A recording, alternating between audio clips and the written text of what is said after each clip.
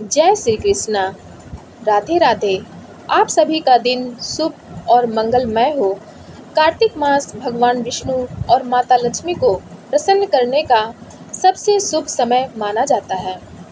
इस मास में सुबह सुबह स्नान करके भगवान विष्णु और भगवान श्री कृष्ण की विधि पूर्वक पूजा करने का विशेष महत्व है।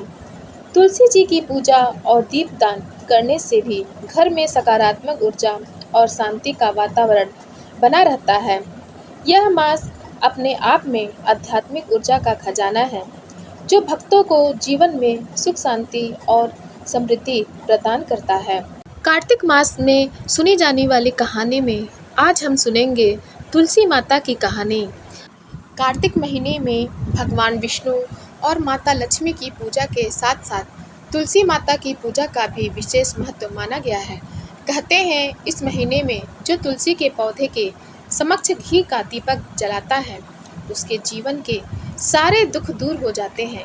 इतना ही नहीं, इस महीने में तुलसी माता की कथा पढ़ना भी अत्यंत पुण्य का काम माना गया है। कहते हैं इस कथा को सुनने मात्र से ही व्यक्ति अपने सभी पापों से मुक्ति पा लेता है और जीवन में सुख शांति आती है। तब प्रिय श्रोतागण, चलिए सुनते हैं तुलसी माता की यह कहानी। कार्तिक महीने में एक बुढ़िया माई तुलसी जी को सींचती थी और कहती, हे तुलसी माता, सत की दाता, मैं तेरा बिड़ला सींचती हूँ। मुझे बहू दे, पीताम्बर की धोती दे, मीठा मीठा घास दे, बैकुंठ में वास दे, चटक की चाल दे, पटक की मौत दे, चंदन का काठ दे, रानी सा राज दे, दाल भात का भोजन दे, ग्यारस की मौत दे, कृष्ण जी का कंधा दे। लेकिन तुलसी माता यह सुनकर सूखने लगी। तब भगवान ने पूछा कि हे तुलसी, तुम क्यों सूख रही हो? तुलसी माता ने कहा, एक बुढ़िया रोज आती है और यही बात कह जाती है, मैं उसकी सब मनोकामना तो पूरी कर दूंगी, लेकिन कृष्ण का कंधा कहाँ से लाऊंगी? तो भगवान बोले, जब वो मरेगी तो मैं अपना कंधा दे दूंगा। तू बुढ़िया माई से ये बात कह देना। जब बुढ़िया माई मर गई तो लोग उसे ले जाने लगे, लेकिन वह किसी से न उठी। तब भगवान एक 12 बरस के बालक का रूप धारण करके आए और बालक ने सभी से कहा कि मैं बुढ़िया माई के कान में एक बात कहूँगा तो बुढ़िया माई उठ जाएगी। बालक ने कान में कहा, बुढ़िया माई मन की निकाल ले, पीताम्बर की धोती ले, मीठा मीठा घास ले, बैकुंठ में वास ले, चटक की चाल ले, पटक की मौत ले, कृष्ण जी का कंधा ले। यह सुनकर बुढ़िया माई हल्की हो गई। तब भगवान ने कंधा दिया और बुढ़िया माई को मुक्ति मिल गई। हे तुलसी माता, जैसे बुढ़िया माई को मुक्ति दी वैसे सबको देना। अब सुनते हैं कार्तिक मास कथा महात्म्य के अध्याय 5। राजा पृथु बोले, हे मुनि जी, आपने कार्तिक और माघ मास का विस्तृत फल कहा। अब इसके विधिवत स्नान की विधि, नियम और आप हमसे कहिए। नारद जी ने कहा कि आप विष्णु भगवान के अंश से उत्पन्न हुए हैं, अतएव यह बात आपको मालूम ही है। तथापि मैं यथोचित विधान आपसे कहता हूँ, उसे सावधान मन से सुनिए। आश्विन मास की शुक्ल पक्ष एकादशी से शुद्ध होकर कार्तिक मास का व्रत करना आरंभ करना चाहिए। इस व्रत को करने वाला सर्वदा रात्रि के चौथे प्रहर में उठे, जल का पात्र लिए हुए गांव से बाहर पूर्व अथवा उत्तर दिशा में जावे। हमेशा दिन में अथवा श्याम काल को कान पर जनेऊ चढ़ाकर, पृथ्वी पर तृण को बिछाकर, सिर को कपड़े से ढककर, फिर मुंह को यत्न पूर्वक बंद कर, थूक अथवा श्वास को रोककर मूत्र का त्याग करे। रात्रि के समय में दक्षिण मुख बैठकर मल मूत्र का त्याग करे। अपने लिंग को पकड़कर उठे तथा मृत्तिका और जल से सावधानी से धोकर दुर्गंध को नष्ट करे। तब शौच क्रिया पूर्ण करे। 1 बार लिंग में, 3 बार हाथ में, फिर शिष्ट तथा हाथ में 2-2 बार, 5 बार गुदा में और 10 बार बाएं हाथ में, दोनों हाथों में 7 बार मिट्टी लगा लगा कर अच्छी तरह जल से धोवें।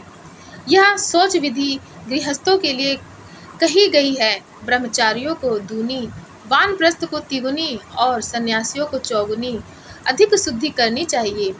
जो शुद्धि की विधि दिन में कही गई है उससे आधी शुद्धि रात में होनी चाहिए।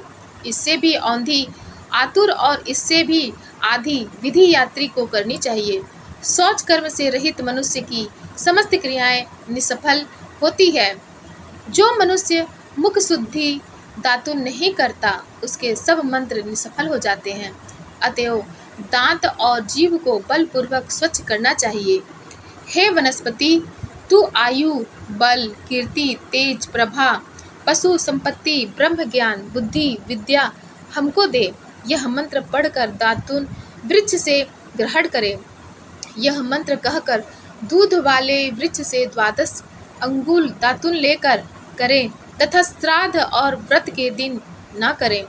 प्रतिपदा, अमावस्या, नवमी, छठ, रविवार, चंद्र तथा सूर्य के ग्रहण में दंत धावन कदापि न करना चाहिए। कटीली पेड़, कपास, पीपल, रेड़ और निर्गंध वृक्षों की दातुन नहीं करें। तत्पश्चात फूल, माला, चंदन और पान इत्यादि पूजन सामग्री लेकर प्रसन्न मन हो भक्तिपूर्वक विष्णु, गवान तथा शिव जी के मंदिर जावें।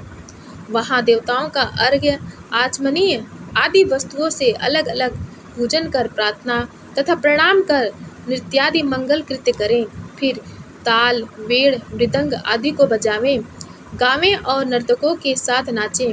फिर माला, चंदन, तांबुलादिकों से उन गायकों का भी पूजन करें जो गा आए हों, क्योंकि देव स्थान में गाने वाले में साक्षात विष्णु भगवान की ही मूर्ति है।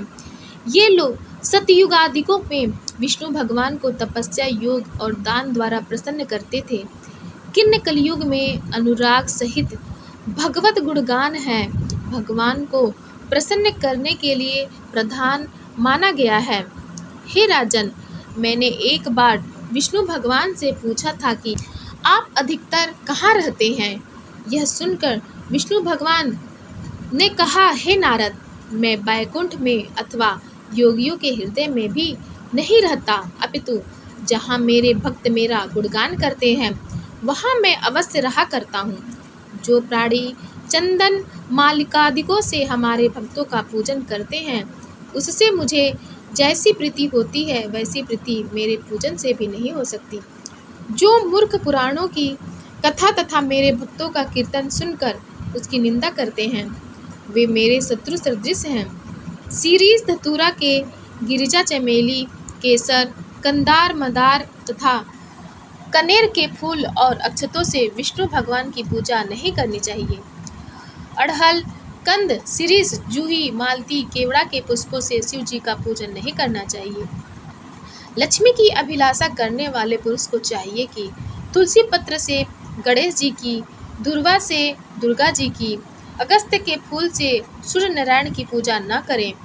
जिन देवताओं के लिए पूजा में जो फूल निर्दिष्ट हैं उन्हीं से उनका पूजन करें। इस प्रकार पूजन समाप्ति के पश्चात देवाधिदेव विष्णु भगवान से क्षमा याचना करें। हे सुरेश्वर, हे देव, मेरे पास न मंत्र है और न क्रिया, भक्ति से भी मैं हीन हूँ। जो कुछ भी आपकी पूजा मैंने की है आप हमारी उस पूजा को पूर्ण करें। इतना करने के बाद परिक्रमा करके दंडवत प्रणाम कर पुनः क्षमा प्रार्थना करके गायन, कीर्तन आदि करना चाहिए। जो मनुष्य शिव और विष्णु भगवान की विधि पूर्वक कार्तिक मास की रात्रि में पूजा करते हैं विष्णु लोक को जाते हैं।